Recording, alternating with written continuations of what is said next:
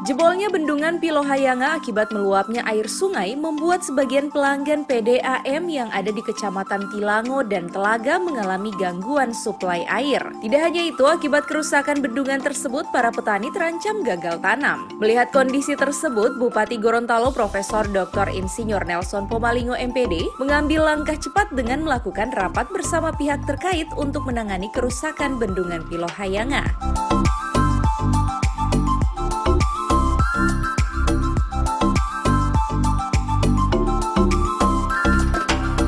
Rapat yang dipimpin langsung oleh Bupati Gorontalo ini dihadiri oleh Sekretaris Daerah, Asisten 2, Dinas PU Provinsi, Balai Sungai, Bapedas, Dinas Pertanian Provinsi, Pertanian Kabupaten Gorontalo, dan pihak terkait lainnya. Dalam rapat tersebut, pemerintah Kabupaten Gorontalo bersama pihak terkait mencari solusi penanganan darurat jebolnya bendungan Pilohayanga.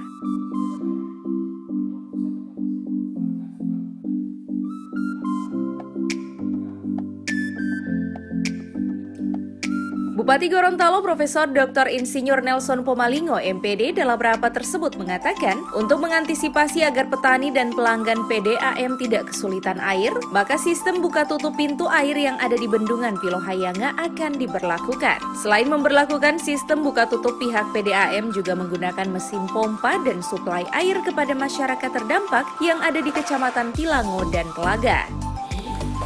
Buka pintu air itu penting untuk kolaborasi. Itu satu. Kemudian yang kedua, gunakan pompa air, Pak, menambah. Sambil dari buka pintu tadi juga menambah pompa air dalam rangka PDAM. Oke. Kalau dalam rangka ke irigasi, ke pertanian itu tidak ada masalah.